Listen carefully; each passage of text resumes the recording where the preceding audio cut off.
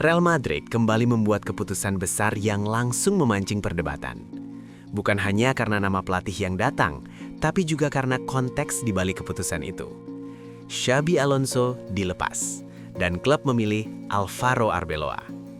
Bagi sebagian orang, ini terlihat seperti langkah beresiko. Bagi yang lain, ini justru terasa seperti keputusan yang sudah lama dipersiapkan. Pertanyaannya sekarang bukan lagi soal Xabi Alonso. Itu sudah berlalu. Yang lebih penting adalah apa yang sebenarnya ingin dibangun Real Madrid bersama Arbeloa. Untuk memahami ini, kita perlu melihat situasi klub secara lebih luas. Real Madrid berada di fase transisi. Generasi lama perlahan bergeser, sementara pemain-pemain muda mulai mengambil peran lebih besar. Dalam situasi seperti ini, klub seringkali dihadapkan pada dua pilihan, mencari pelatih berpengalaman dari luar atau mempercayai figur internal yang memahami kultur klub. Madrid memilih opsi kedua. Alvaro Arbeloa bukan sosok asing bagi Real Madrid. Ia mengenal klub ini bukan hanya dari sudut pandang pelatih, tapi juga sebagai mantan pemain yang pernah merasakan tekanan dan tuntutan di level tertinggi. Ia tahu bagaimana rasanya bermain di Bernabeu ketika ekspektasi selalu maksimal. Namun yang menarik, setelah pensiun, Arbeloa tidak langsung mencari jalan pintas ke kursi pelatih utama. Ia memilih proses. Ia masuk ke akademi, bekerja dari bawah, dan membangun reputasinya secara bertahap. Sejak 2020, Arbeloa menangani berbagai level usia di La Fabrica. Ia bekerja dengan pemain muda, membentuk kebiasaan, disiplin, dan cara bermain. Pendekatannya konsisten, struktur jelas, tanggung jawab kolektif, dan intensitas tinggi. Ketika akhirnya dipercaya menangani Castilla, tantangannya meningkat. Ia tidak lagi hanya mengembangkan pemain, tapi juga dituntut bersaing secara kompetitif. Disinilah Real Madrid mulai melihat bahwa Arbeloa bukan sekedar pelatih akademi biasa. Timnya mungkin tidak selalu bermain spektakuler, tapi mereka sulit dikalahkan, terorganisir, dan punya identitas yang jelas. Bagi klub seperti Real Madrid, ini adalah fondasi yang penting. Secara taktik, Arbeloa tidak membawa ide yang sepenuhnya baru. Ia memilih pendekatan yang relatif klasik dan familiar bagi Madrid. Formasi 4-3-3 tetap menjadi dasar, dengan penekanan pada keseimbangan antar lini. Fullback diberi peran penting, tidak hanya bertahan, tapi juga membantu progresi serangan. Winger dituntut aktif, baik saat menyerang maupun saat bertahan. Dan penyerang tengah menjadi titik fokus di area kotak penalti. Namun detail kecil di dalam sistem ini yang membuat perbedaan. Arbeloa sangat menekankan jarak antar pemain.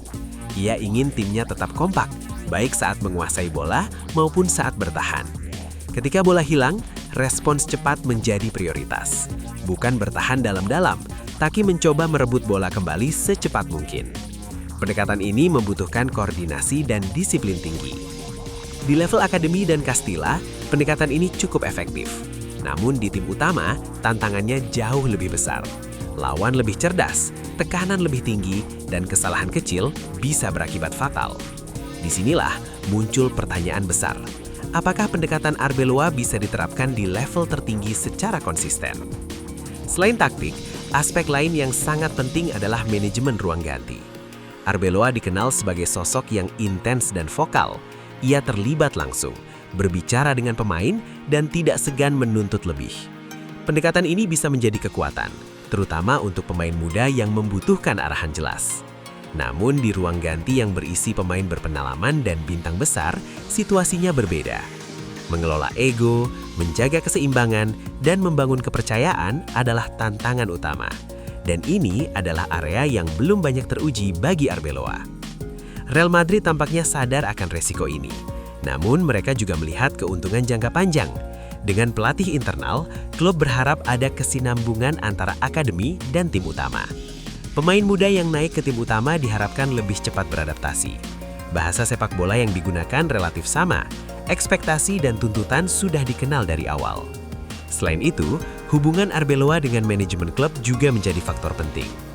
Florentino Perez dikenal menghargai loyalitas dan pemahaman terhadap identitas klub.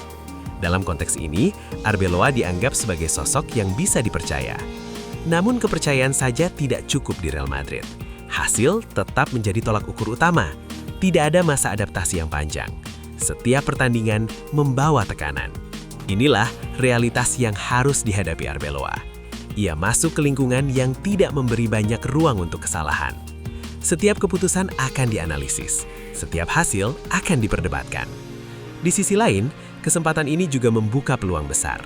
Jika Arbeloa berhasil, ia bukan hanya akan dianggap sebagai pelatih sukses, tetapi juga sebagai simbol keberhasilan sistem internal Real Madrid. Namun jika gagal, keputusan ini akan dikenang sebagai perjudian yang terlalu berani. Pada akhirnya, inilah yang membuat pilihan Real Madrid begitu menarik.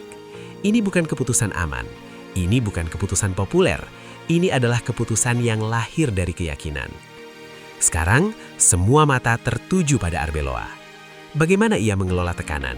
Bagaimana ia menerjemahkan ide ke dalam performa?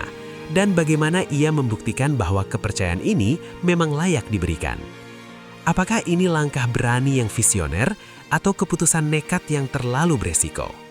Jawabannya tidak akan datang dalam 1 atau 2 pertandingan. Jawabannya akan dibentuk oleh waktu, konsistensi, dan hasil. Dan seperti biasa, di Real Madrid, waktu tidak pernah berjalan pelan.